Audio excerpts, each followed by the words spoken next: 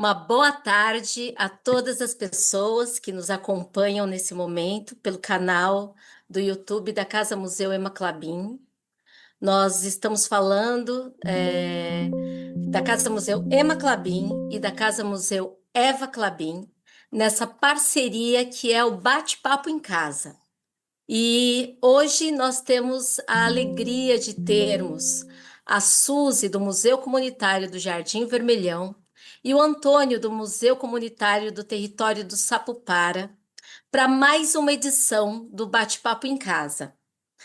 Essa programação ela é realizada, né, em parceria, né, como eu falei, entre os educativos da Casa Museu Ema Klabin, em São Paulo, e a Casa Museu Eva Klabin, no Rio de Janeiro, para promover diálogos entre instituições, diálogos visando expandir os temas que decorrem tanto da tipologia casa-museu, mas que também dizem respeito a um pensamento contemporâneo de um museu plural, acessível, inclusivo e dedicado às identidades e às ancestralidades plurais.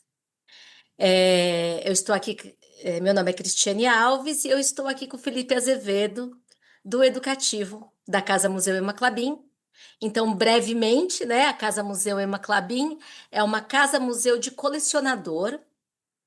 Ela é a antiga residência de Emma Gordon Klabin, que foi colecionadora, mecenas, filantropa, empresária, e ela se dedicou à articulação cultural da cidade, mas também reunir uma coleção bastante diversificada, que engloba por volta de 35 séculos, né, desde peças arqueológicas até o modernismo brasileiro, que estão organizadas a partir de um registro de casa na antiga residência. E eu tenho aqui a alegria de estar com o Carlos Miguel, da Casa Museu Eva Klabin. Olá, boa tarde a todos, todas e todes. Muito obrigado, Cris, pela fala. Quero agradecer primeiramente a participação da Suzy e do Antônio nesse evento que para nós é fundamental para as trocas, compartilhamentos, para nos conhecermos e estabelecermos parcerias, não é? Bom, eu sou o Carlos Míguez, eu coordeno aqui o programa de educação da Casa Museu Eva Klabin. A Casa Museu Eva Klabin fica no Rio de Janeiro e semelhante à casa da irmã, né, Ema Klabin, nós temos aqui uma coleção com 50 séculos de história e história da arte, indo do Egito Antigo até o início do modernismo europeu. Temos também intervenções de arte contemporânea e, nesse momento, estamos com obras da Cláudia Andujar e da Aline Mota nessa nossa conversa entre a arte clássica e a arte contemporânea. Então, para nós, é fundamental, não é, estar acontecendo nesse momento bate-papo em casa com duas instituições que lidam com memória, com território e educação. E, a partir daqui, a ideia realmente é termos um bate-papo para entendermos, né, como cada instituição trabalha dentro dessas terminologias, como atua e como o seu público, né, o seu entorno também participa. Quero agradecer e vou passar aqui a palavra agora para Carol e em seguida a Thaís, que são educadoras aqui na Casa Museu Eva Klabin. Boa tarde, gente. É um prazer estar aqui com vocês de novo. Bom, então, retomando o que a Cris iniciou, né? Só para a gente aprofundar um pouco mais. No ano passado, a gente produziu uma série de conversas, uma série de encontros virtuais para tratar da tipologia Casa Museu. E esse ano nós retomamos esse projeto, né? O projeto Bate-Papo em Casa, com o intuito de pensar a educação museal e práticas educativas relacionadas com diversas outras dimensões, né? Como ancestralidade, gênero e hoje, mais em específico, vamos tratar da territorialidade. Tanto é que o tema é a relação entre a educação, memória e território. E nós estamos com a Suzy, que é do Museu Comunitário do Jardim Vermelhão, que foi fundado em 2021 no bairro homônimo, né, em Guarulhos, São Paulo, que é uma iniciativa da museologia social que preserva e compartilha a memória coletiva da comunidade. Seu acervo vai incluir documentos, fotos, vídeos, depoimentos e objetos que retratam a luta da comunidade por moradia e por direitos básicos da sua vida cotidiana desde 1990, né. Além disso, o museu também é reconhecido como um ponto de memória, que promove exposições itinerantes, programações culturais educativas, fortalecendo a identidade perdão, vai fortalecendo a identidade local e o sentimento de pertencimento dessas pessoas, né. E a sua gestão é realizada pelo projeto cultural Pimenteiros e Pimenteiras do Vermelhão. E falando já mais especificamente, do Antônio Ferreira, ele vem do Museu Comunitário do Território Sapuara, que fica, no município de Maranguape, no Ceará, e é um museu a céu aberto, né. Além disso, a constituição desse movimento se deu a partir da junção de moradores dessa mesma localidade, com o intuito de fomentar a educação patrimonial, o direito à história e à memória. Então, escolhendo um inventário participativo como um método de conhecimento e de registro dos bens culturais desse lugar, sendo então construído a partir de várias mãos, né. Bom, então, dito tudo isso, eu quero passar a palavra agora para os nossos convidados. Fiquem à vontade para contar um pouco mais sobre vocês e um pouco mais sobre como vocês, dentro das instituições que vocês estão, falam ou trabalham, essa relação entre a educação, a memória e o território. Antes de passar para os convidados, Carol, vou só falar aqui, me apresentar. Eu sou Thaís, arte educadora da Casa Museu Eva Klabin, e também convidar vocês que estão nos assistindo a comentar no chat. É para ser uma conversa, né? Não só entre os mediadores e os convidados, mas quem está aí de casa também. Então, agora sim, eu acho que os convidados podem falar um pouquinho mais e se apresentar também, né? Perdão, Thaís, desculpe.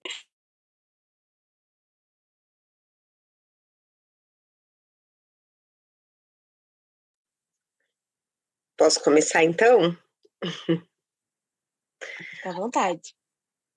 Bom, inicialmente quero agradecer pelo convite para participar desse diálogo, desse bate-papo. Acho que é muito importante a gente trocar, né, as iniciativas museológicas, diferentes perfis e encontrando pontos em comum para a gente dialogar sobre todos esses assuntos, né, memória, patrimônio, arte, educação, território. Então são temas que nos tocam bastante e muito importante para a gente discutir as diferentes perspectivas, né, ao longo do tempo, em diferentes territórios, e a ampliação também, tanto dos sujeitos relacionados a esses patrimônios, mas também dos territórios que se entendem como um patrimônio e também reconhecem, né, os seus habitantes, os diversos patrimônios que são preservados, né, intencionalmente ou não, né,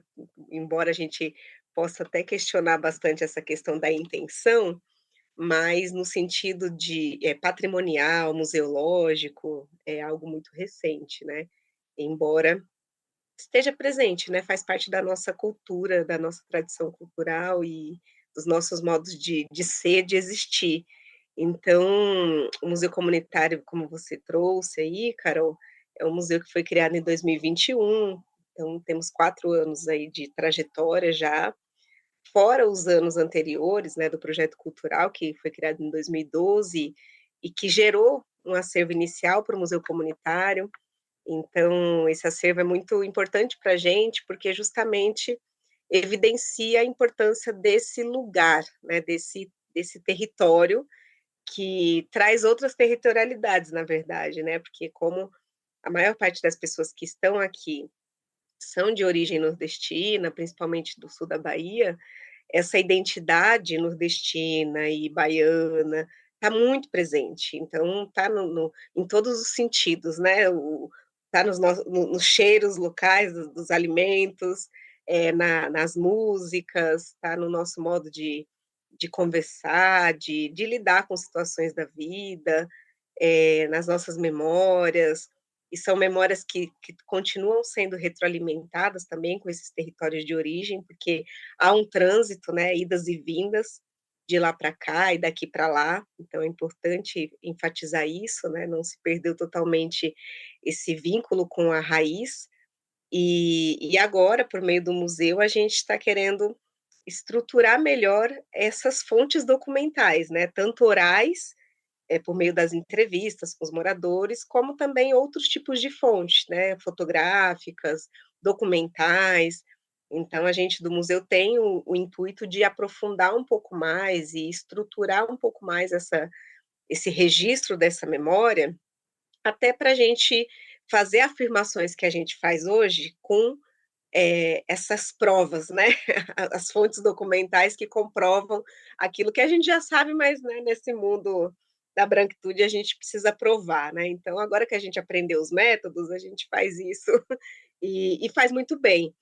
E também como espaço da gente não só descobrir quem a gente é, da onde a gente veio, a importância desse lugar ou desses lugares, e também a importância do que a gente construiu aqui, né, no Jardim Vermelhão, a importância do direito, né, dos diversos direitos humanos. Então, o primeiro foi o direito à moradia, né, nessa migração que, se a gente não pode usar o termo direto de forçada, né, de que foi uma migração forçada, as condições nesses territórios de origem, de vida, de trabalho, enfim, as explorações diversas, foram motivadores para essa migração, né? Então, a gente entende que não foi forçada diretamente, mas talvez indiretamente a gente possa dizer que sim.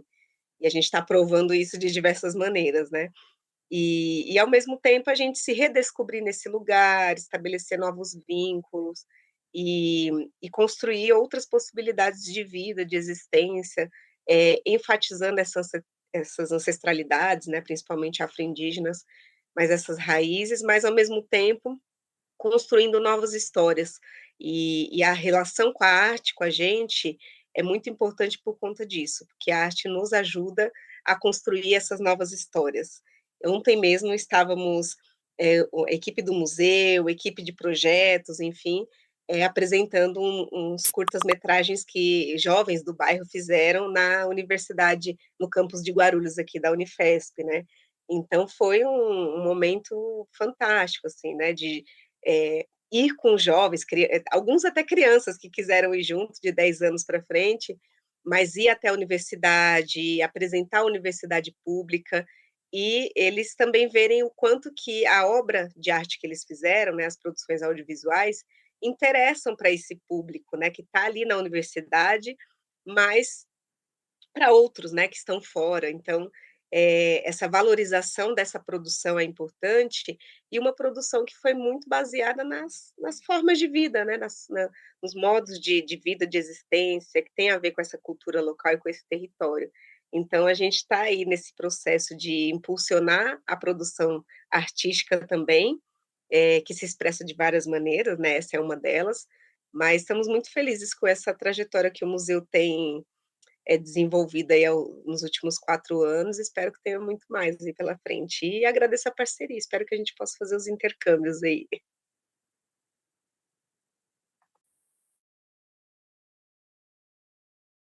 Ai, desculpa, eu sou a Suzy Santos, sou coordenadora técnica do museu, historiadora, museóloga e moradora do bairro.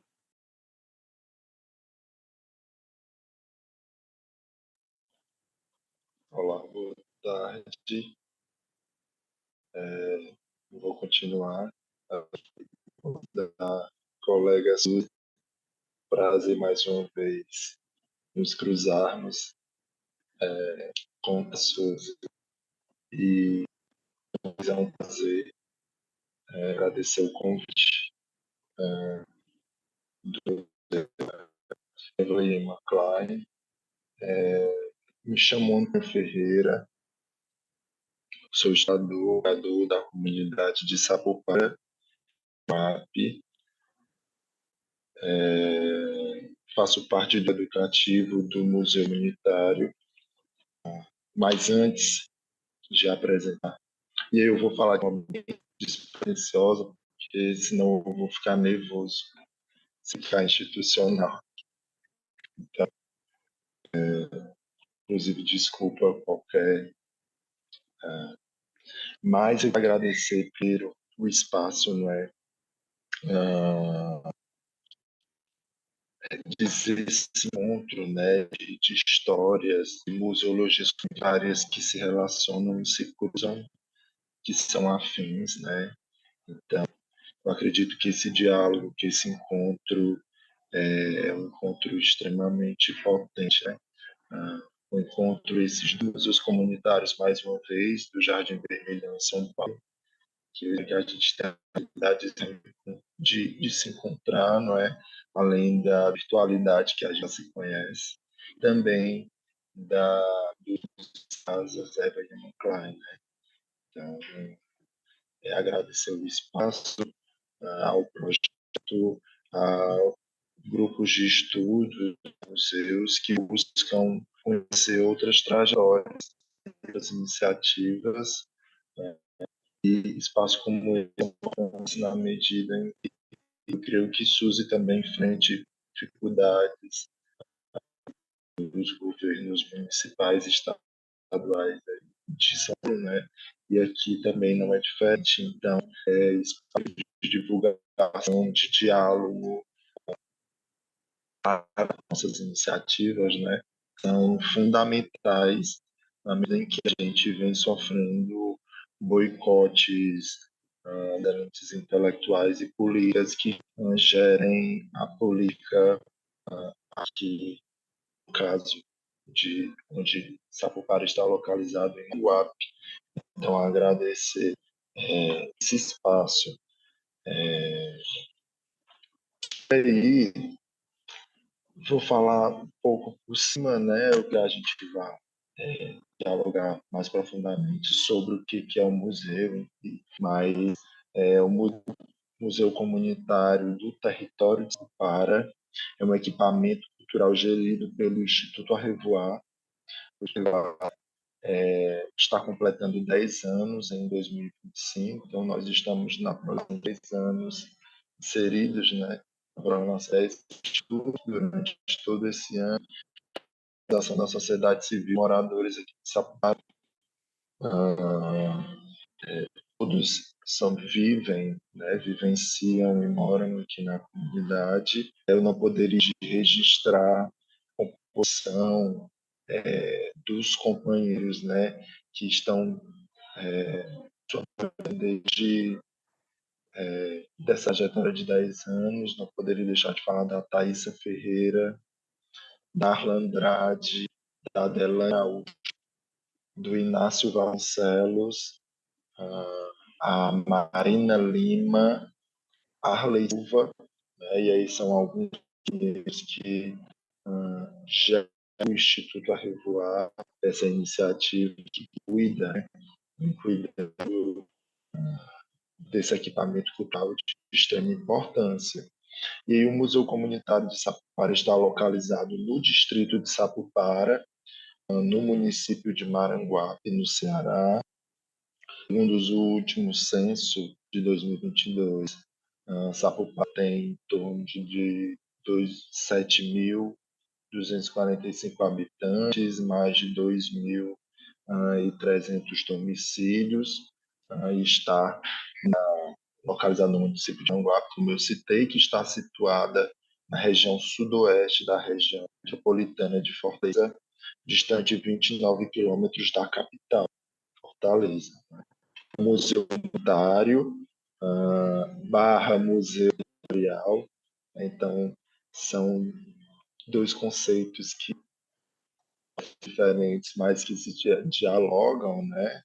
Porque um dos princípios da museologia comunitária é que o território tem esse caráter, né, museal, esse caráter territorial de vivência, o território como patrimônio vivo, como um museu vivo, né? Mas dentro dessa relação territorial a gente articula conceitos importantes como para a organização da territorialidade, da vivência, confluência com o espaço, né? São conceitos centrais no nosso modo de organização, na medida em que essa territorialidade constitui geografia do afeto, né? E que compõe esse território. Então, dentro do território de Saara estão localizadas 6 unidades que, historicamente, diferenciam e compõem esse grande distrito de Sapupara. É o distrito mais populoso do município de Maranguape, né? E dentro do território da Sapupara estão as comunidades de Bragantino, Geraú, Paringa, Sapupara e Alto do Cemitério. São essas 6 comunidades que compõem esse território da Sapupara, como eu falei, o território mais populoso do município. E salientar que há os registros mais antigos do século XVIII, que são frutos de pesquisas do museu comunitário, dão conta de algumas dessas menções. Desde os anos 1700, Araú já aparece no mapa, nos mapas mais antigos, mas também tomações do território que, na mentalidade, no imaginário, não pegou, né? Como Angelim. Angelim também era uma dessas localidades que, pelo menos, 3 anos foram nomeadas, né? Aparecem nos documentos coloniais, mas que no imaginário, na vivência, acabaram não fazendo parte, né? Isso sobre né, e relações com o território. Eu gostaria de salientar, né, que o nosso museu ele é fruto de 2 inventários participativos, né? Nós temos aí um longo percurso nestes anos de reação do Instituto Arrivoar, porque e aí nós fizemos recentemente, no dia 3 de agosto de 2025, nós completamos 1 ano de espaço físico, mas essa trajetória ela vem desde 2016 com pesquisas, né, com ainda no campo da ideia, né, gestação dessa ideia. Mas a gente vai se constituir enquanto grupo, enquanto unidade fortalecida com um trabalho estruturado a partir de 2021. Então é no mesmo período aí do trabalho do Museu Comunitário Jardim Verde. Então a gente vai também se estruturar de uma forma coesa a partir de 2021, né, com participativo, onde a gente vai fazer a Escola Municipal João Zino Nogueira, escola da comunidade, com turmas. E aí a gente vai fazendo um trabalho com turmas de 6º ano, um trabalho de inventariamento, pesquisa, catalogação dos patrimônios da cidade, né? Então, a gente vai conseguir catalogar e ter ideia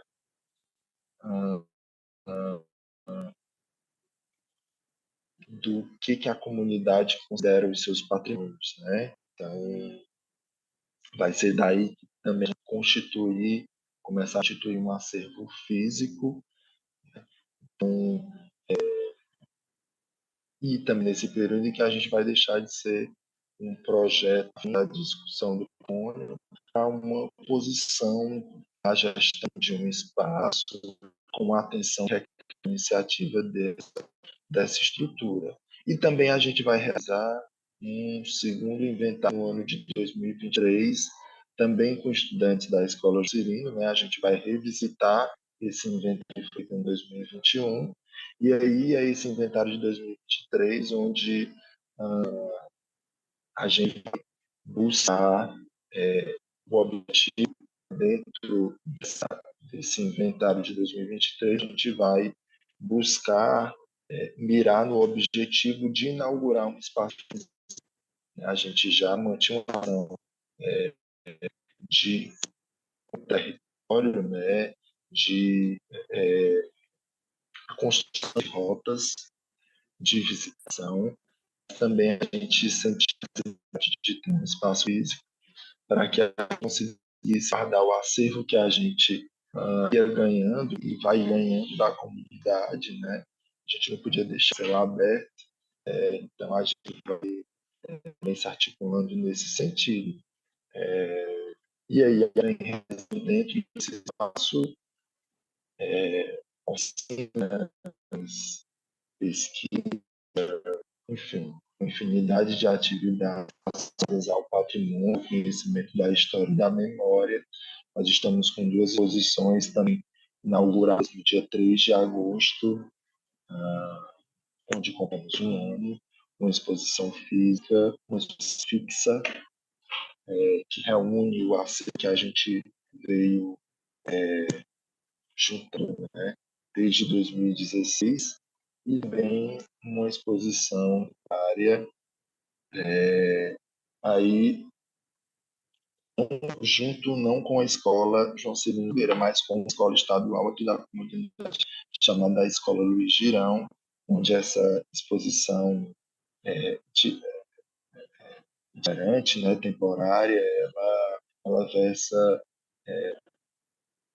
sobre geografia, patrimônio, relação territorial, produção de tintas a partir do uso da areia, né, da pigmentação, enfim, mexe, mistura geologia com território e transferência potente, onde resultou nessa exposição.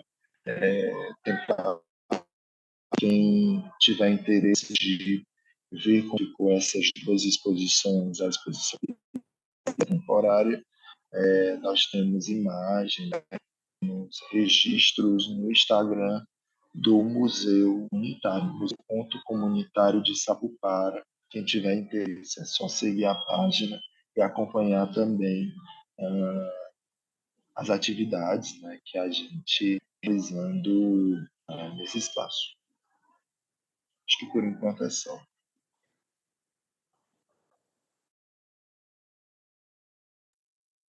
Obrigada, Antônio. Obrigada, Suzy. A conexão do Antônio está um pouco cortando, mas eu acho que, de um modo geral, deu para entender bastante bem, né, essas diretrizes, né, o que move cada um dos museus comunitários, né, e as diferenças de território, né, do Jardim Vermelhão, daqui de São Paulo, e o Sapupara, lá em Maranguape, né? E acho que fica assim muito evidente o quanto que essa relação entre educação, né, educação, memória e território, elas são completamente intrincadas e indissociáveis, né? Quando a gente está falando dessas desses projetos museológicos, né? Achei muito interessante quando o Antônio fala sobre esse inventário que é feito com a comunidade, né? Com as crianças da escola, né? E a forma como a Suzy traz a questão central do museu, que é a valorização dessas migrações, dessas pessoas que migram voluntária ou involuntariamente, né? E aí, acho que a gente fica muito assim.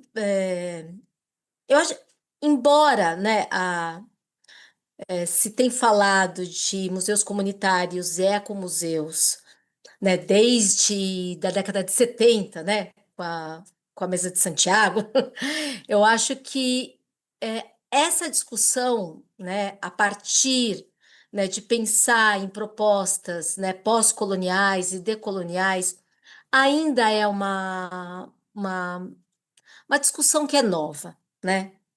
E se ela não é nova teoricamente, ela é nova na prática, né?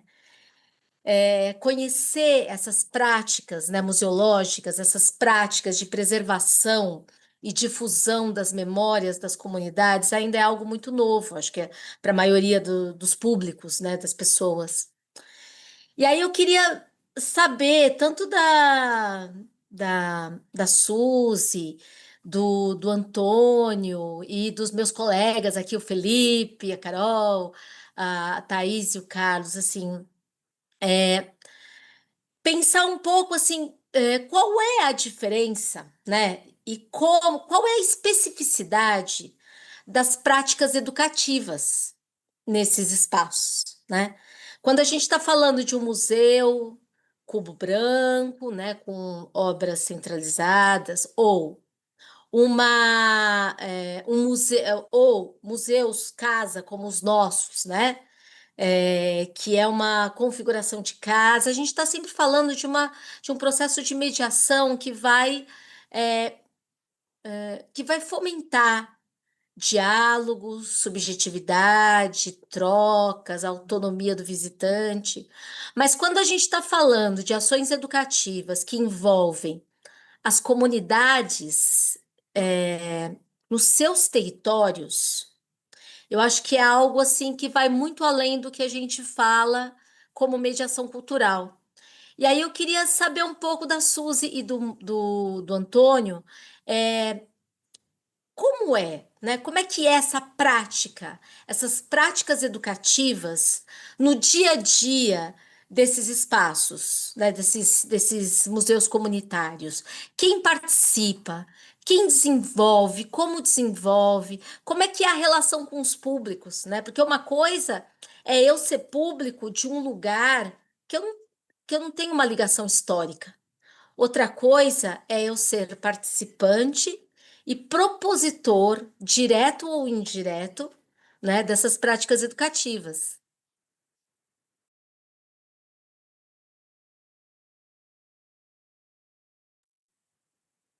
Posso responder ou as equipes dos museus ainda vão complementar? Fiquei com essa dúvida. Pode responder, por Sim, sim, sim. favor.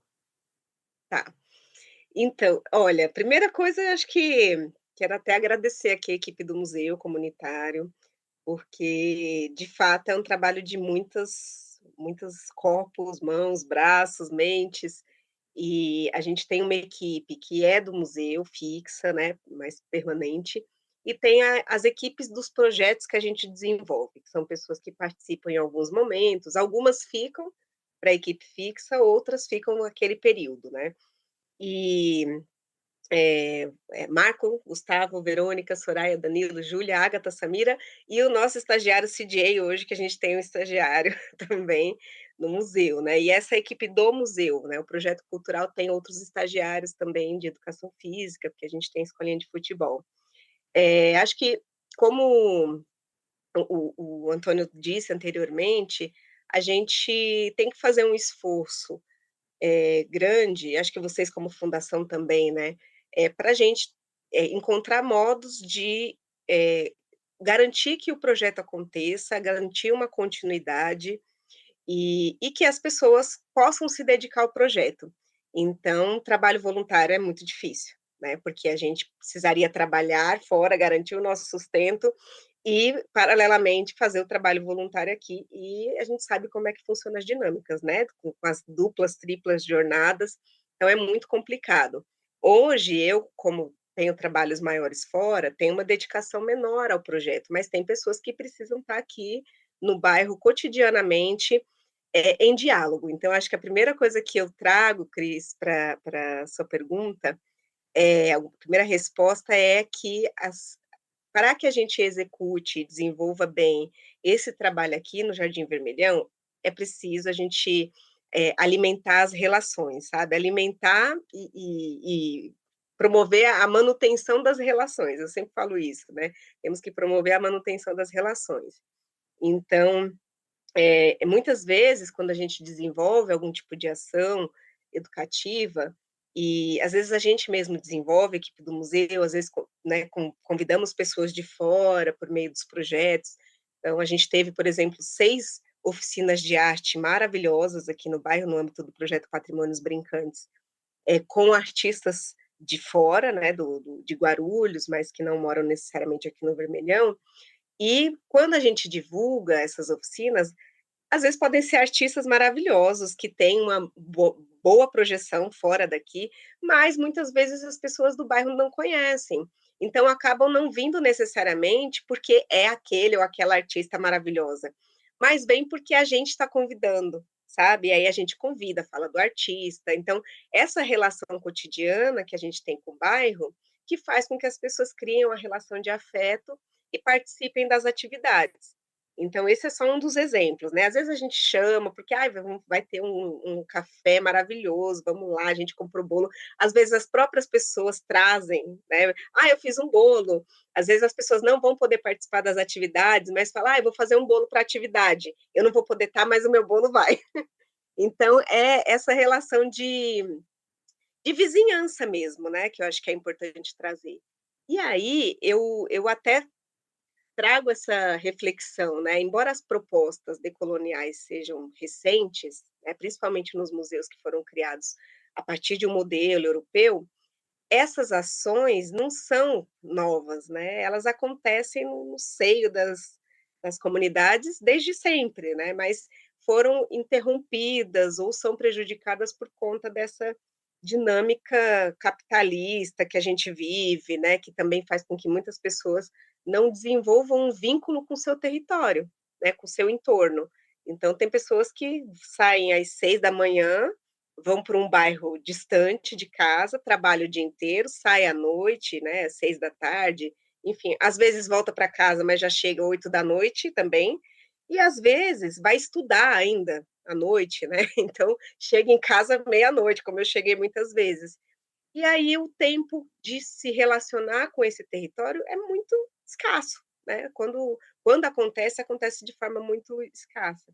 Então, acho que a minha mudança para o Jardim Vermelhão trouxe isso, esse vínculo com o território, né? Esse não sei nem como que eu falo essa palavra, reenraizamento, enraizamento. Nossa, que difícil, mas enfim, vocês entenderam.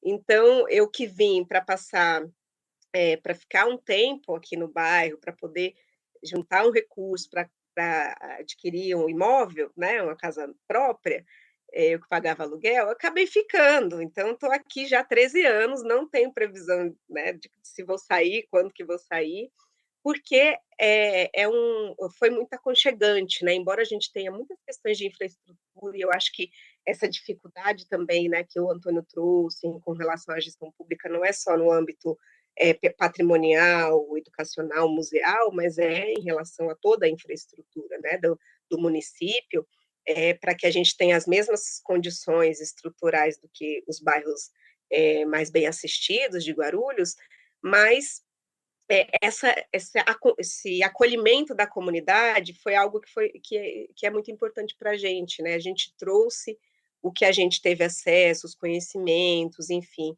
que a gente teve fora daqui, mas também recebemos muito, é uma relação de troca muito grande. E eu fico pensando assim, né?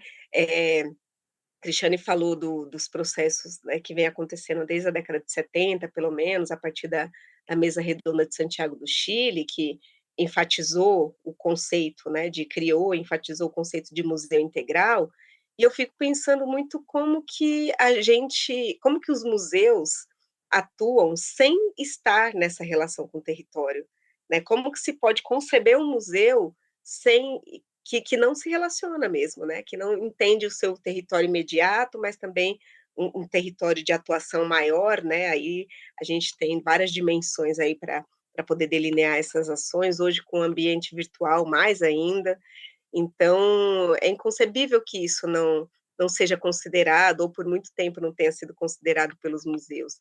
E para além disso, enfatizando ainda mais essa presença dessas diversas ações que aí entra na educação não formal, mas também na informal, né, que essas relações acabam estando nesse âmbito da educação informal, eu enfatizo de novo a fala do Stanislas Adotevy na conferência do ICOM na França, né, em 1971, antes da conferência de Santiago do Chile, que foi em 72, né? Então, ele, ali, representando o Benin, já evidencia isso, né? Que os museus precisam... A história viva, hoje a gente fala de museu vivo, né? Mas a história viva já acontece nas paredes né, das paredes para fora dos museus.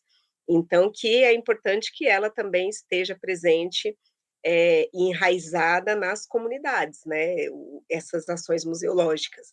Então, ele fala sobre isso, já se referenciando a algumas iniciativas que ocorriam no México, né, o conceito de museu de vizinhança lá em Washington, nos Estados Unidos, mas também, posteriormente, ao longo das décadas de 70, 80, 90, e principalmente agora, né, depois do século XXI, a gente tem uma profusão de museus comunitários em vários territórios, né, Brasil, enfim, fora. Aqui na Bolívia tem uma rede de museus comunitários, especialmente indígenas, que é fantástica, a gente está até em diálogo com eles.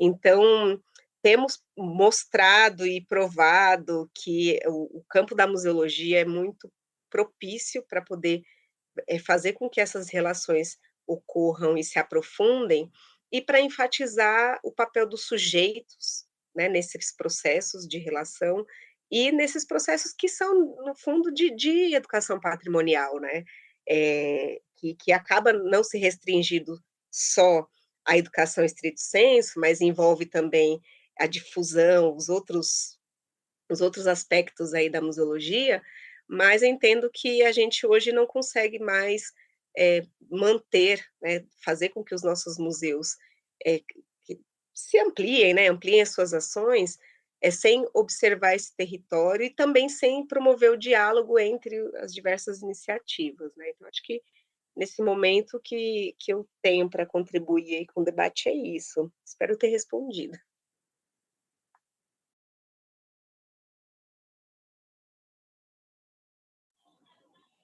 Eu creio que só para resgatar, a pergunta foi no sentido da relação, né, da gestão e da educação, né, o papel da educação do museu, correto?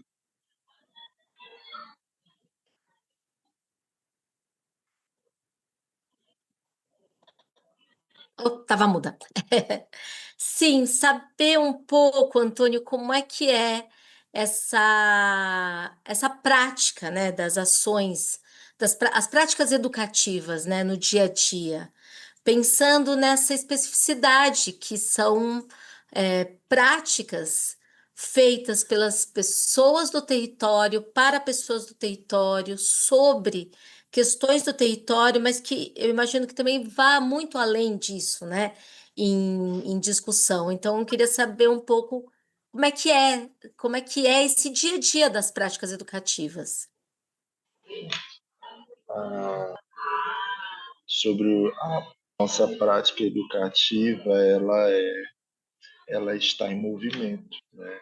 Ela é gestada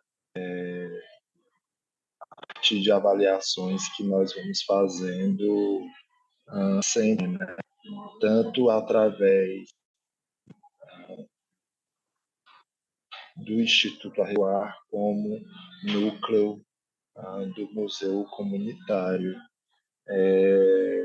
E essa relação, penso que ela seria entre o museu e a educação e como isso chega no corpo da comunidade, penso que seria impossível a existência do Museu Comunitário da Sapupara sem a relação com as escolas que tem no distrito. Tanto a Escola Municipal João Nogueira, a Escola Estadual e Girão são parceiros fundamentais para a gente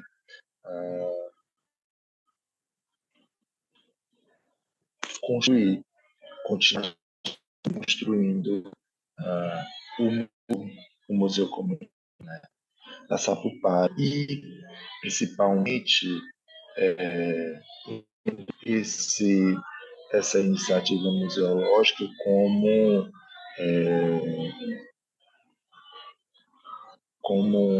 oportunidade de compreensão de si mesmo, né? Compreensão de si, do território. Então, através das escolas, a gente consegue, das escolas mais, eu digo especificamente dos professores, né? Então, Esse ano não, mas ano passado eu era professor da Escola Estadual Luiz Girão. Então, eu estava enquanto professor da escola e também enquanto gestor do museu, né? E ter a oportunidade de estar nesses dois lugares, para mim, foi o deleite, porque a gente poderia cravar uma ponte, construir uma ponte sólida, né? Para que a própria comunidade também fosse um ator central na construção, na decisão. E aí eu vou citar um exemplo, que é a exposição que eu citei, né? O nome dessa exposição temporária se chama Sapupara, Terra, Arte e Patrimônio. Ela é resultado da parceria com a Escola Estadual Luiz Girão, especificamente com a professora Ana Kiene, que é geógrafa, que trabalha, vivenciar a comunidade, e aí, a partir dos conceitos de geografia, né, a gente vai buscar pensar o território, e aí nós vamos catalogar solos desse território, vamos estudar o que compõe a vida, né, o tempo que há nesse solo, e aí nós vamos produzir com esse solo pigmentação e participantes assim, né, vão construir obras sobre os patrimônios da cidade, né? Esses alunos são estudantes da escola, também são moradores da comunidade, né? Então, de algum modo a gente consegue fazer uma narração para que o trabalho aconteça de uma forma efetiva, né, coerente, justa, na medida em que o museu comunitário ele tem essa faceta, essa face de não só falar sobre a comunidade, mas que também seja tido por pessoas da comunidade, né? Então, é um exemplo prático dessa relação de educação, de gestão. Eu lembrei dessa piscina que foi importantíssima para a gente construir algo para o acervo do museu, mas não somente, né? Mas a gente entender o museu, o patrimônio a partir de outros lugares e olhares, né? sobre o patrimônio. A gente fica muito feliz, por exemplo, a gente fica muito feliz em receber estudantes, pessoas de outras comunidades, de outras escolas, mas a gente fica em êxtase, né, quando sujeitos moradores comuns da comunidade entram no museu, se veem no museu e aí conseguem construir esse link, né, esse lado afetismo, né, de se ver no museu ou de reconhecer o vizinho, ou de se ver em alguma fonte, né, em alguma reportagem, imagem. Então, a gente compreende nesse momento que o trabalho que a gente vem realizando, né, é um trabalho que está dando certo, na medida em que a comunidade também se sente participante, se vê participante, né, entende a importância dessa iniciativa para a relação comunitária, né, uma razão de coletividade daquele território. Eu espero que eu tenha conseguido responder. E queria aproveitar aqui para agradecer a Suzy e ao Antônio. Sabia que esse encontro ia ser ótimo. O Antônio acabou trazendo algumas questões para uma pergunta que eu ia fazer, e aí eu queria ouvir da Suzy, né, sobre a participação das escolas, entender o impacto, não é, dessas ações de vocês no entorno e para além do entorno. E que desdobramentos vocês já conseguiram perceber a partir do momento em que vocês começam a realizar esses trabalhos, não é? Isso tanto para o Antônio quanto para a Suzy, considerando também uma coisa que a Suzy falou no início, da ideia da valorização da ancestralidade, principalmente da ancestralidade afro-indígena. E aí eu queria entender, não é, como é que a educação, a memória, o território, e esse trabalho que vocês vêm fazendo vão se desdobrando, né? Se existe esse desdobramento dentro do território e para além do território, e como é que o envolvimento da educação, né, dentro da escola, a partir do trabalho que vocês realizam, acontece. E se é possível, né, nesse momento, já ter uma espécie de diagnóstico ou de entendimento do impacto do trabalho de vocês, né, na vida das pessoas que habitam o território do entorno e também para além dele. Eu só queria complementar uma coisinha antes, falando um pouquinho da fala tanto da Suzy como do Antônio, né, da relação de território, né, de pensar como os museus se pensam em relação ao território. E até um questionamento e talvez até uma autocrítica, né, pensando nas instituições que nós estamos, né, dessa ideia de uma casa-museu num bairro elitizado, né, de como a gente tem uma certa dificuldade de acesso a esse território, porque esse território não quer que as pessoas venham para cá, né? É, e, além de tudo, a gente vive uma realidade muito específica em São Paulo, né? Acredito que o Rio se aplica assim, um pouco ao Rio também nesse sentido, né? Que a gente ativamente modificou o território de uma forma que temos a retificação do Rio Pinheiros, temos a canalização dos rios, temos a destruição da Mata Atlântica, uma série de outros fatores que não que território necessariamente precisa ser ligado ao meio ambiente, mas que para ocupar este território nós ativamente transformamos esse território quase numa terra arrasada, né? Então eu queria talvez até puxar um pouquinho, tanto da Suzy como do Antônio, dessa relação com o território, porque eu sei que, por exemplo, no caso do Museu Comunitário de Sapopara, fazem-se ecotrilhas, né? E já vi uma fala da Suzy, por exemplo, eu sei que são feitas caminhadas pelo território do Jardim Vermelhão, então eu queria que se desenvolvesse um pouquinho mais, mas acho que pode, talvez até as perguntas dialoguem um pouco, não é, Carlos? Você acha que dá para responder um pouco as duas juntas?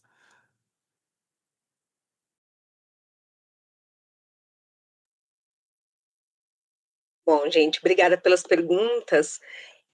Eu acho que pensando assim as ações a partir do território internamente, algo que também complementando a pergunta anterior até, né? A gente elabora as nossas ações educativas a partir dos diálogos que a gente tem, né, na comunidade, os processos de escuta. Então, há questões que a gente, como educador, entende que é interessante trazer, há questões que os outros educadores do museu, né, a gente que eu digo eu e o Marco que temos uma educação, né, uma formação como educadores, professores, né, eu de história e ele de educação física, mas tem as próprias pessoas da equipe do museu que são de idades bastante variadas e que também querem, né, pensam em ações para poder trazer para cá e então a gente tem um processo de escuta dessas demandas e desejos da comunidade que é contínua, né, que é constante.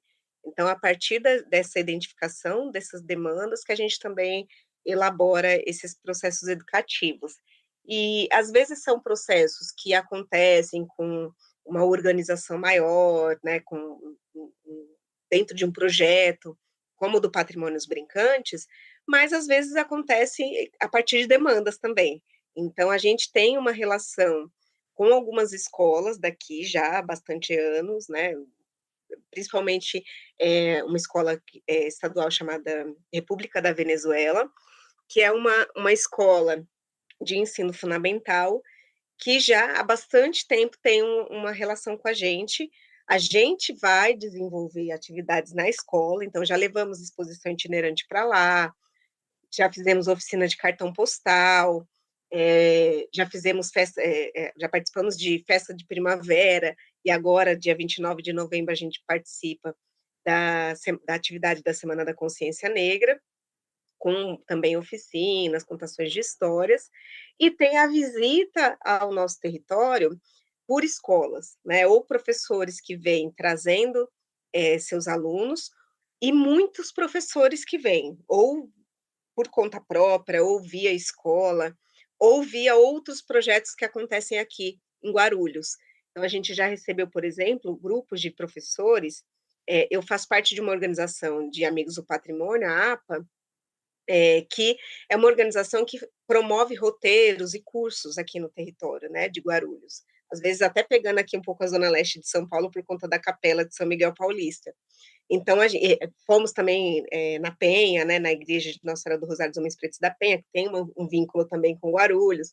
Então, a gente faz esses roteiros, percursos turísticos, cursos com a APA, e recebe aqui, né, e chega a demanda da APA, ou às vezes eu nem estou na organização do curso, mas chega por conta de colegas, de visita aqui no Vermelhão, às vezes visita única, às vezes fazendo parte de um roteiro maior. A gente já recebeu visitas do SESC Guarulhos também, mas as pessoas que se inscrevem nessas visitas, majoritariamente são professores, guias de turismo, então temos tido essa relação. Nem sempre as escolas têm uma dificuldade, né, especialmente estaduais, de trazer alunos para cá. Então, às vezes, a gente vai até as escolas, fala sobre o museu, por conta, né, dos problemas gerais que você já conhece, né, de transporte, alimentação, enfim. Mas a gente também agora que estamos já, né, saiu o PROAC ontem, então estamos já pensando em escrever projetos. Estamos já pensando também da gente ser propositivo nesse sentido, né? A gente oferecer para escolas, principalmente essas que a gente já tem relação, transporte, alimentação, para que elas possam trazer os alunos para cá. E a gente sabe que tem esse desejo, mas às vezes os docentes, né, as coordenações pedagógicas não conseguem realizar. Então, a gente tem muito esse diálogo, tem professores que fazem um trabalho de história local e usam a gente como referência também, então, às vezes, entra em contato, faz algum tipo de pergunta, ou pede referências nossas que tem já online para elas poderem compartilhar com os alunos. Então, temos bastante essa relação.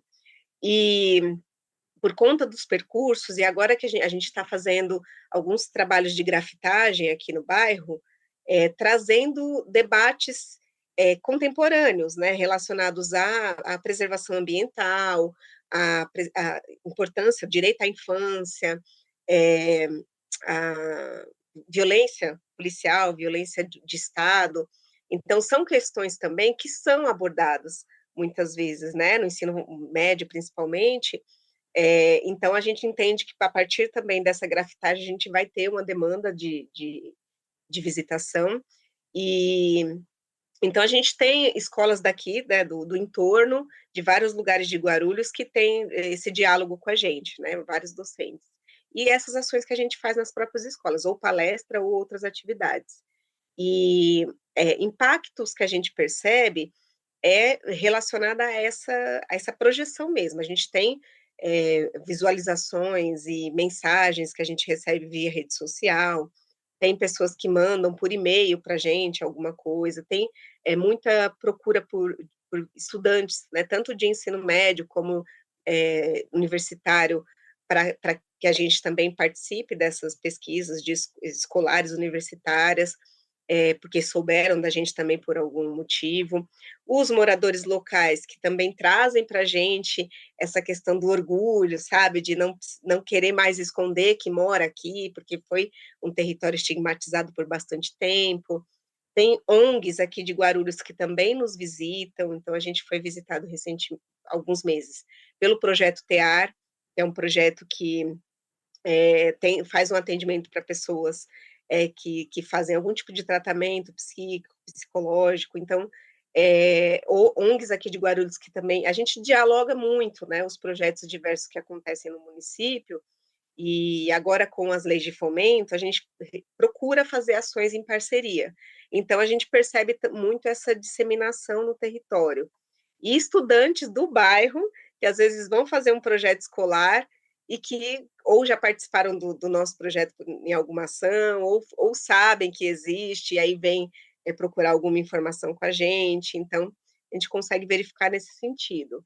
E tem outros impactos, né, que aí tem esses impactos que eu digo, digamos, mais nesse sentido educacional, a gente não consegue necessariamente ter agora nesse momento um indicador, sabe? Que a gente não tem a gente tem a partir dos projetos que a gente faz, mas tem impacto orçamentário, né? Tem outros tantos impactos que a gente consegue mensurar, mas esse a gente ainda não fez. A gente tem número de visitantes, a partir daí dá para a gente ter uma noção, mas de forma assim mais estruturada, a gente não tem indicador pronto. A gente sabe porque a gente vê as relações acontecendo e sendo ampliadas.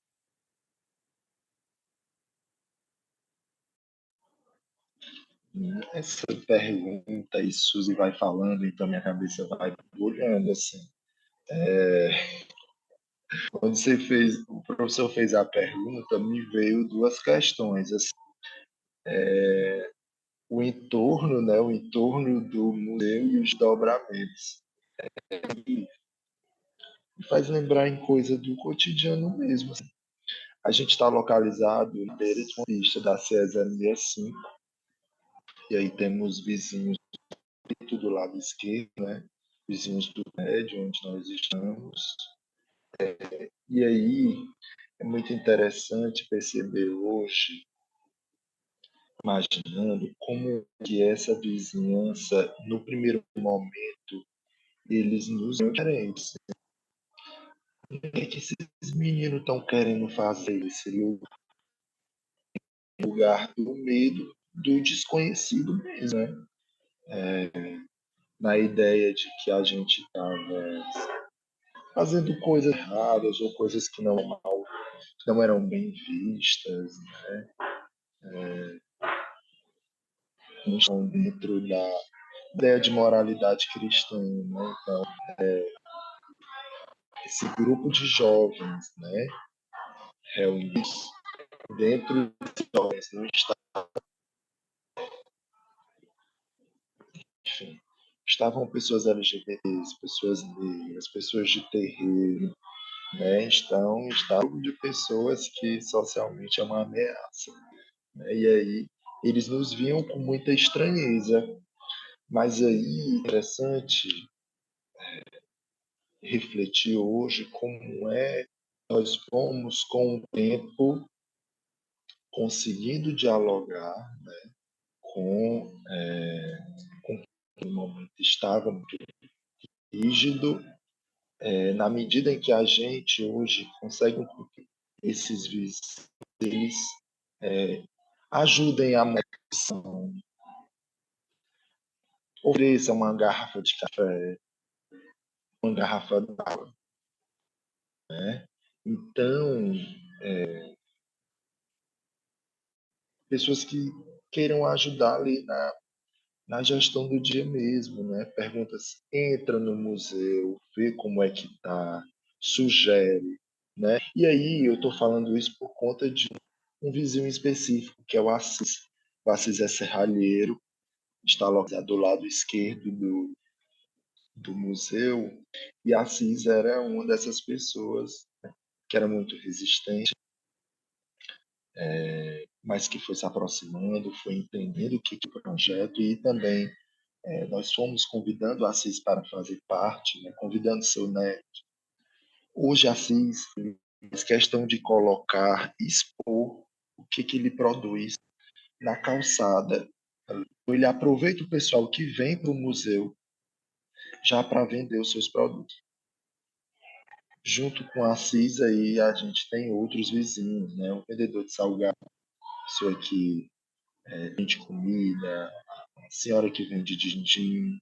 Então a gente consegue entender o impacto material, né, físico da existência do lugar como esse, não só como espaço de memória, né, mas como um lugar que consegue juntar pessoas, né, que consegue manter um movimento, um fluxo,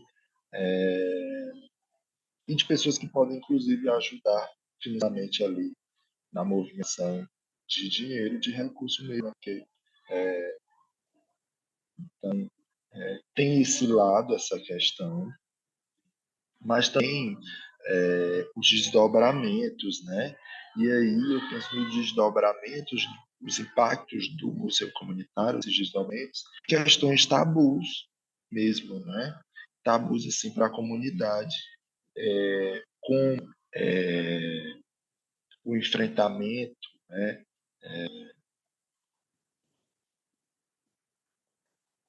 O enfrentamento de algo não resolvido com o nosso passado indígena da comunidade e o tensionamento, né, em gerar o debate sobre a questão enquanto território ancestral, também a relação e aí pesquisas, né, que o museu vem fazendo, não só pesquisa, mas de vivência mesmo, construção e gestão do museu por pessoas de terreiro. E um desdobramento é a constituição de uma da primeira, né, das rotas que a gente constituiu. Essa rota se chama Rara Beleza. Dentro dessa rota Rara Beleza nós temos aí 5 patrimônios que foram catalogados, um espaço chamado Casarão, um bambuzal onde vão buscar o mastro da bandeira de Nossa Senhora Conceição, tem o Senhor Correia, tem a Cachoeira do Bragantino e tem uma capela também de mais de 300 anos. Né? Então, dentro dessa rota, Rara Beleza, né, a gente tem aí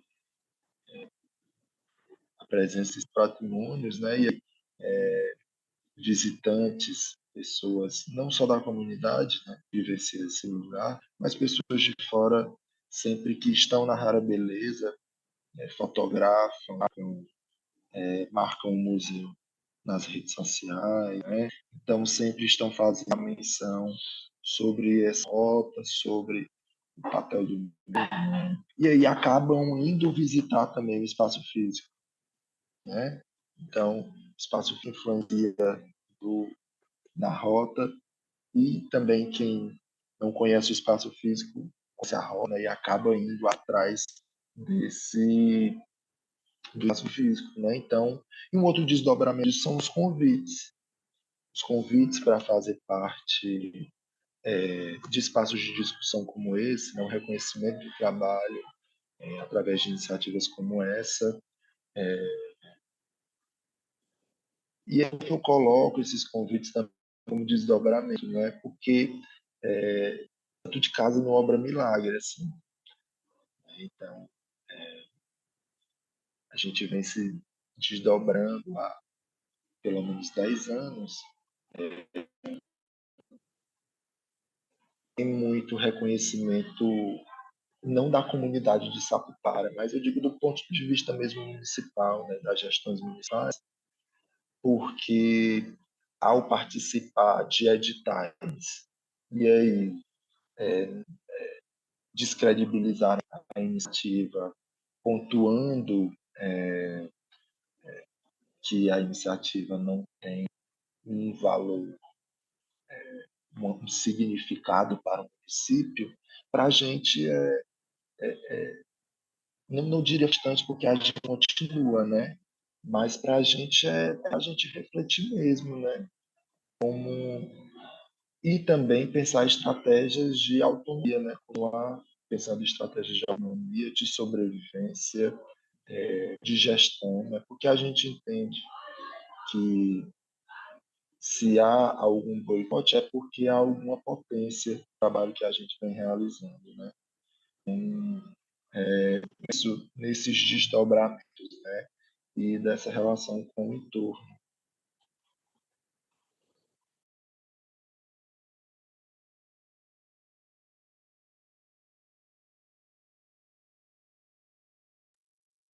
Ouvindo o Antônio, lembrando aqui também de algumas questões.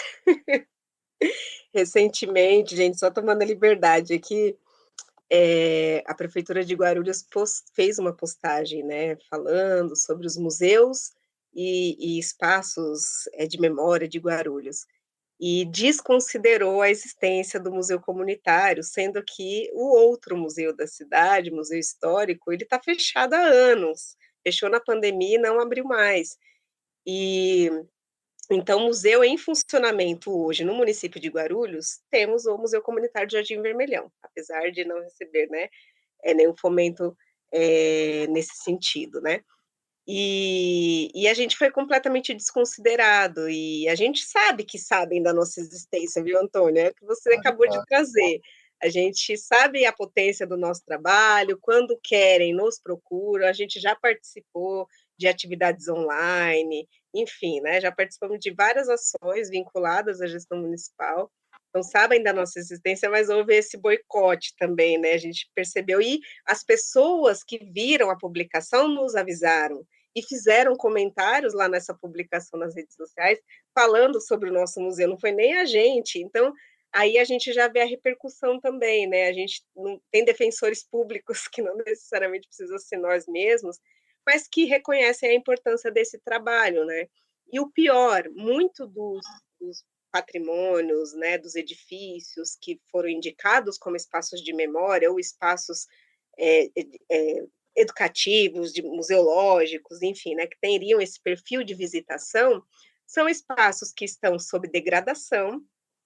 Tem o Teatro Nelson Rodrigues, que está literalmente caindo, assim, está num estado muito crítico de preservação, né, de conservação, precisa de um restauro urgente, e que foi considerado. Então, assim, de 20 patrimônios ou espaços que foram mencionados nessas postagens, em torno de quase 15, né, se a gente chutar assim alto, estão com problemas de preservação. Então, isso é gravíssimo, né, porque é a difusão de uma ação ou de patrimônios que não estão sendo preservados como deveriam pela gestão pública, além da invisibilidade daquela iniciativa museológica que está em pleno funcionamento. Eu lembrei disso por conta da sua provocação, não podia deixar de falar. Estamos aí na mesma situação, né? Do ponto de vista municipal, aqui o Museu da Cidade está fechado há 13 anos. E em funcionamento, em fazendo esse papel que o poder público não faz, aqui tem 2 museus. O Museu Comunitário do Território de Sapupara e o Ecomuseu de Maranguape, que é uma iniciativa de uma comunidade chamada Cachoeira. Esse museu tem 21 anos e é um grande parceiro, né? Mas que sofre muito menos boicote do que nós, né? E aí a gente busca os porquês, né? Que, inclusive, a gente teve a presença, foi muito satisfatório, né? Que dentro desse contexto a gente teve a visita né? No momento que a gente completa um ano da gestão pública, né? Então eu penso que aí foram o museu, né? Aí foi a virada de chave para autorizar essa existência, mas também não precisa da autorização para a gente ser, porque a gente simplesmente vem buscar continuar nessa missão.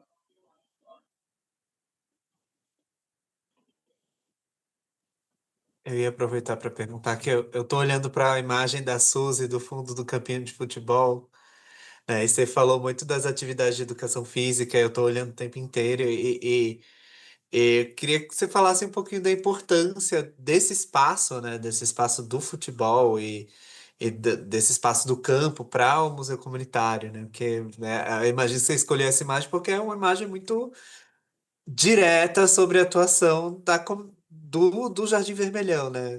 De um espaço vivo do Jardim Vermelhão.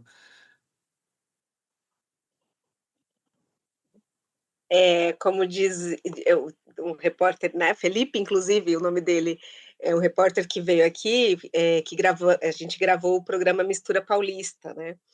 E esse repórter, quando viu, né, a gente estava visitando o campo, a gente falou que era o nosso espaço sagrado, assim, praticamente, né? É o nosso ponto de encontro, e foi considerado pelos jovens pesquisadores que participaram de um projeto do Museu Comunitário como o nosso principal patrimônio, né? Então, assim, a gente também considera, mas foi importante que não foi a gente que disse, foram os jovens, né? E os curtas agora que foram feitos também foram gravados ali no campo e seu entorno, então é um lugar mesmo de memórias potentes do bairro. E quando o Felipe veio gravar o programa, a gente falou sobre esse lugar, ele falou: então não tem como visitar o museu sem passar pelo campo, né? A gente falou: de jeito nenhum. Então é aqui a Mona Lisa do museu. Ele falou: a gente exatamente. E aí no vídeo aparece assim uma Mona Lisa no campo, é muito engraçado. E depois disso, o bairro pegou essa fala. E aí, quando a gente às vezes recebe alguém, o pessoal vê, fala: já foi visitar nossa Mona Lisa? Então é muito engraçado essa relação, sabe? E eu acho que algo que você trouxe também anteriormente, que eu até esqueci de comentar, né? Sobre essa dificuldade de acesso, de vínculo com o território, eu acho que a gente tem aqui posições bastante distintas, né? Sobre esses percursos que a gente faz.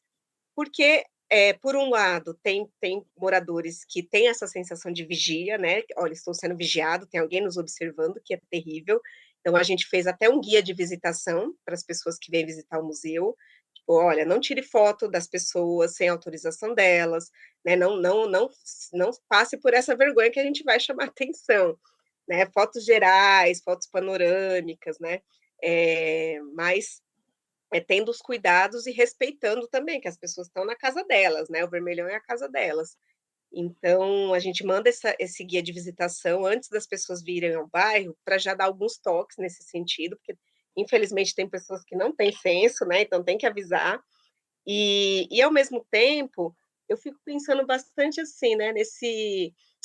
Tanto aí, onde vocês estão, no Ema Clabin, como lá no Higienópolis, que não queriam que instalassem a estação de metrô, né, para não ir as pessoas diferenciadas aí, né, para esse lugar, para esse bairro.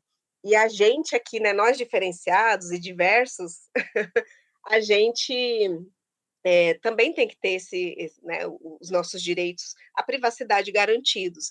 Então, a gente tem um diálogo bem grande com a comunidade, aos poucos as pessoas também entendem a importância, veem também o que o museu estabelece limites para essas visitações, e tem pessoas que às vezes se oferecem para serem fotografadas, e tem pessoas que não querem ser. Então, acho que também a gente dá essas orientações aos visitantes, porque a gente não quer que seja o Favela Tour, né? A gente quer mostrar os patrimônios presentes no nosso território, quer mostrar os problemas que a gente tem para justamente conseguir parceiros para resolver esses problemas, porque também não dá para romantizar, mas também a gente precisa dar toques, né, dar orientações para os visitantes, para quando eles vêm nesses lugares, nesse lugar.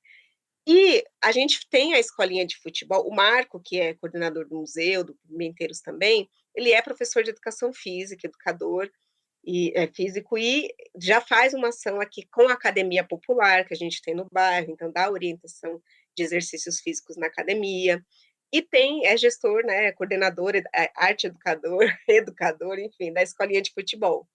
E a gente ficou muito surpresos com o impacto dessa escolinha, né? Porque o futebol, gente, de fato, se havia alguma dúvida que era paixão nacional, agora não tem mais, porque mobiliza muito.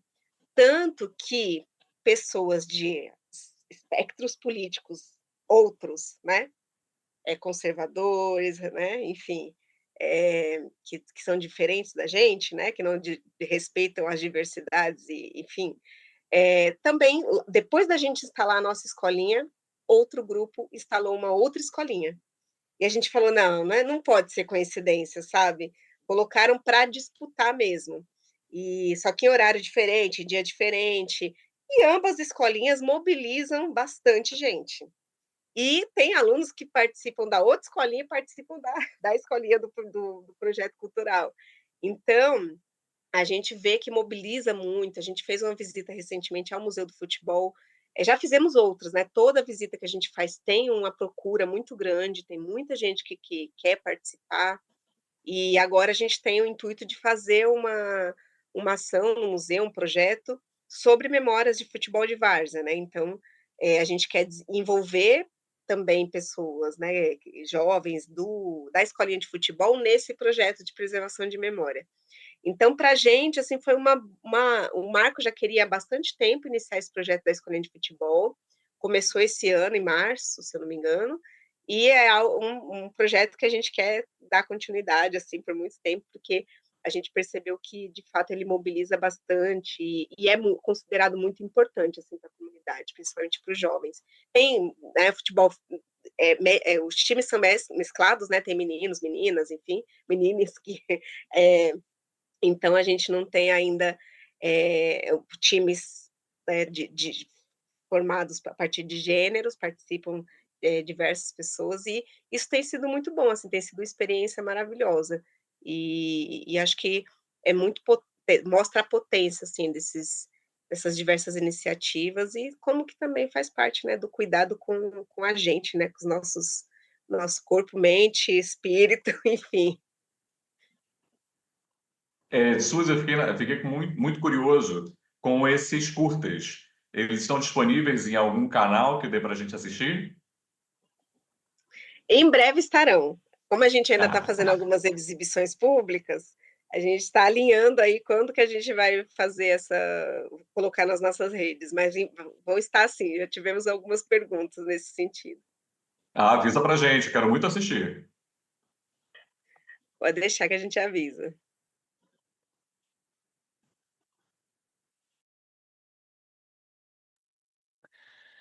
Bom, pessoal, nós estamos, acho que nos encaminhando para o final, infelizmente, porque essa conversa tá uma delícia. E eu acho que a cada edição do bate-papo que a gente faz, a gente sai completamente completamente inspirado, né? E completamente encantado com os trabalhos que são feitos, né? As práticas de memória, as práticas de preservação, as práticas de educação, de difusão de arte, de cultura, né?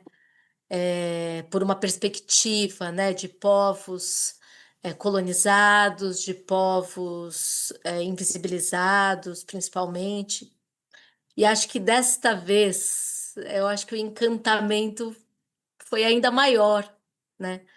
Porque, ao contrário dos museus, né, que têm holofotes e que estão colocados em arquiteturas muito bem delimitadas, né, na cidade, os museus comunitários, eles têm uma riqueza e um enraizamento, um enraizamento que é assim, é, de raízes muito profundas, né, e muito fortes, né, apesar de todos os boicotes, apesar de toda a falta de recursos, e aí realmente a gente não quer romantizar, mas é muito bonito ver que, como bem disse a Suzy, não é um favela tour, como bem disse o Antônio, né, valoriza e dialoga com os entornos.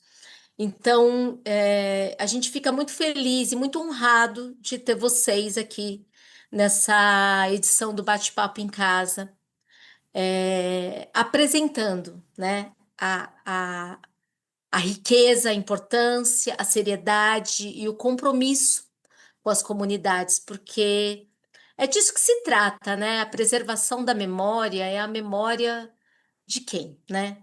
Quais memórias a gente quer preservar para o futuro, né?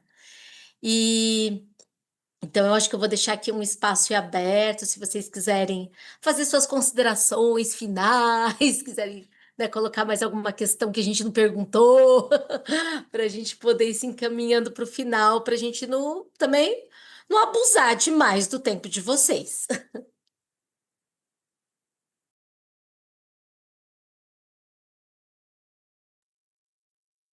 Bom, para finalizar, quero agradecer aqui pela oportunidade de diálogo.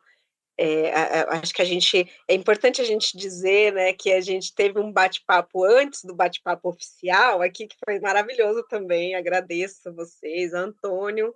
Não vejo a hora de ir para o Ceará para conhecer o museu. Enfim, tem que fazer um tour aí, viu? Porque tem muito, muito museu para conhecer no Ceará, muito museu comunitário, indígena, enfim.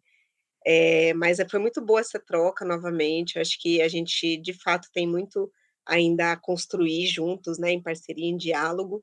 E queria, para finalizar, assim, trazer uma reflexão que o Nego Bispo trouxe, né, quando ele cunhou o conceito do contracolonial, que às vezes nem sempre a gente se considera, né, nesse lugar assim de colonizados, porque justamente é o que ele trouxe, né, para a gente é, ser colonizado faz parte que a gente esteve dentro do sistema, né? Dentro, mesmo que em posição de subordinação, a gente estava ali, dentro. Mas para quem nunca esteve dentro, né? Mas sempre nesse lugar de exclusão e de afastamento, e de é, como que como que os povos quilombolas, né? E povos indígenas, e pensando também que a gente tem comunidades que se reconhecem como quilombolas hoje, mas tem várias que são quilombolas, né, que são de origem indígena, que também não têm esse reconhecimento ainda, embora sejam, não tem o reconhecimento oficial.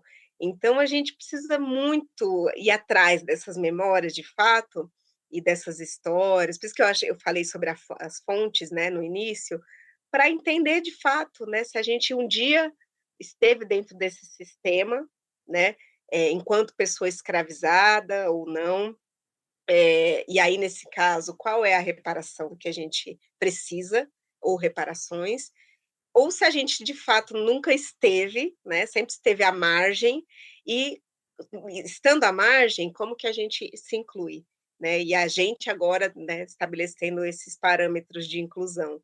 Enfim, são muitas questões. Acho que o Nego Bispo é uma pessoa que a gente precisa ler, reler e reler de novo. Quando a gente achar que entendeu, a gente lê novamente, assiste os vídeos aí que deixaram, né, felizmente, porque é muito conhecimento, e conhecer também muitos outros negos bispos que tem, ou negas, né, que tem aí Brasil adentro, porque eu tive o prazer de conhecer Mestre Joabe, lá em Pernambuco, na Zona da Mata, que é um mestre que, nossa, eu falei para ele ia inclusive encontrar com o Nego Bispo, né? Infelizmente, o Nego Bispo partiu antes, mas ia haver um encontro entre eles. E eu falei, gente, como que seria isso? Porque são mestres que têm um conhecimento muito grande da vida, né? E já participaram de processos em muitos territórios diferentes, então tem um entendimento bastante denso, assim, né? Bastante complexo da nossa sociedade, dos problemas e das potencialidades que a gente tem. Então, que a gente possa, né, conhecer esses mestres e mestras que estão presentes nos nossos territórios, que às vezes a gente passa por eles todos os dias e não percebe, né? Então é isso, agradeço. Espero que a gente permaneça em diálogo. Muito obrigada, Antônio, pelas trocas aqui também. Infelizmente, a conexão não estava assim perfeita, mas deu para a gente trocar, que bom. E sextou, né, gente? Bom final de semana. Suzy, eu fico feliz sempre para você. E aí, encontrar todos vocês. Agradecer mais uma vez pelo convite, pela oportunidade, né, de estar fazendo parte desse momento de diálogo. E queria finalizar mesmo pontuando mais uma vez, né, a importância dos museus comunitários, né, e de espaço de memória para as periferias e comunidades do Brasil, no sentido de que são espaços que dão direito a pensar a história e a memória de cada um que compõe esses territórios, né, enquanto sujeitos da própria história e sujeitos fazedores de história, né, construtores da história local e da história do Brasil. Inclusive, que na vivência você vai vendo que esse direito à memória e à história ele foi sendo negado histórico no Brasil, né? E muitos estudantes, adultos, trabalhadoras, pessoas nunca tiveram acesso a um museu, né? São os museus comunitários que fazem esse papel, essa ponte de chegar, de ser, né, nessas comunidades, inclusive quebrando a ideia de que museu é espaço onde se guarda objetos, coisas velhas, né, coisas mais que são colocados, né, enquanto através do trabalho, né, enquanto lugares de reflexão do presente, lugares que questionam versões hegemônicas da história, narrativas escritas da história que excluem, né, sujeitos, assim como colocou a Suzy na sua fala, e coloca mesmo os museus enquanto lugar de importância, né, de resgate da memória. Então, eu penso que seja isso. Agradecer mais uma vez a Cristiane, ao Carlos, ao Felipe, todos que nos receberam tão bem. A todos, é isso. Eu só queria dar aqui uma última palavra para agradecer a presença da Suzy, a presença do Antônio, esse compartilhamento de experiências tão importantes, tão significativas para o nosso trabalho, também para a nossa formação, até porque quem trabalha no espaço museal com educação sabe que a formação ela é contínua e ela precisa ser contínua.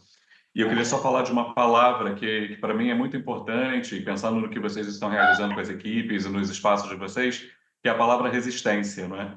Quem trabalha com educação, arte e cultura precisa trazer esse termo, resistência, o tempo inteiro. E, sobretudo, nas instituições de vocês, né? Nas instituições específicas dos museus comunitários e de território que são fundamentais para que o entorno se repense os seus valores, né, traga a valorização, se entendam, né, como seres humanos e como pessoas que merecem respeito, merecem dignidade. Então, eu fico muito feliz de encerrarmos aqui a nossa série Bate-Papo em Casa 2025 com a participação de vocês. Eu já acho que a gente está fechando com chave de... Acho não, tenho certeza. Nós estamos fechando essa série 2025 com chave de ouro e eu espero muito que no futuro breve a gente consiga fazer novas parcerias, novas trocas, porque é assim que o nosso trabalho existe, não é? No compartilhamento, na troca, nesse diálogo constante, na reflexão também. Então, eu agradeço muito por tudo que vocês trouxeram, por todo o aprendizado e toda a experiência significativa para esse encontro. Muito obrigado, viu? Gratidão.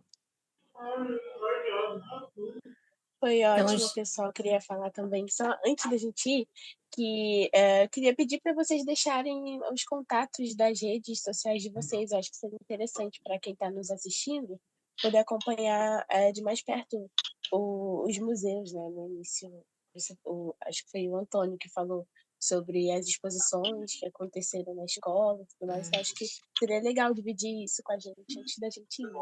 E foi uma delícia ouvir vocês. Carol, muitíssimo obrigado também pela articulação aí das mídias, né?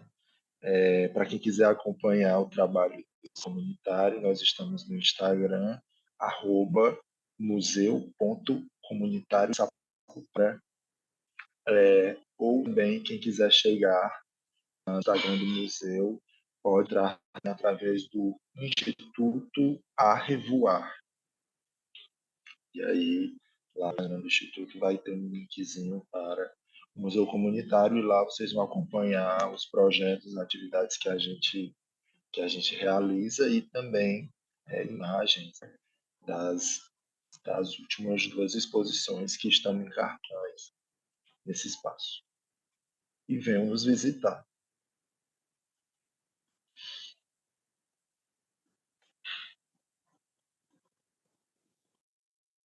Bom, nosso Instagram é @museu.vermelhal, e no Face a gente também tem a fanpage no YouTube, tem o Facebook, embora ultimamente a juventude que gere as nossas redes não esteja querendo muito alimentar Facebook, viu, gente? Puxamos a orelha, assim, do pessoal: "Gente, esqueceram do Facebook".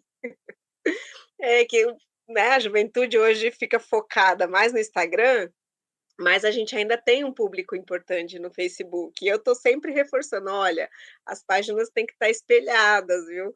Mas às vezes, precisa, né, ser mais enfático aí nos puxões de orelha. Mas temos lá no YouTube também a fanpage, e esperamos que em breve a gente consiga estruturar um site também, que a gente tem bastante material que a gente acha que é importante compartilhar via site, e então os registros, né, das exposições, enfim, esperamos conseguir fazer isso em breve. Mas inicialmente redes sociais, Instagram principalmente, é onde a gente está mais presente. E também nos visitem, viu, fiquem à vontade aí, aproveitem. O pessoal está querendo colocar gramado sintético no campo, ó, então meu voto foi vencido para permanecer o areião, então quem quiser ver assim tem que vir logo. Tchau, tchau, gente, muito obrigada. Gente, então, com essa alegria desse aprendizado, desse quentinho no coração e dessa vontade de aprender mais, nós gostaríamos de agradecer a todas as pessoas que nos acompanharam até agora, as pessoas que vão assistir posteriormente, convidar para assistir as outras edições do Bate-Papo em Casa. E aqui a gente se despede com muita alegria no coração e a certeza de muita coisa boa acontecendo. Então, uma boa tarde, sextou!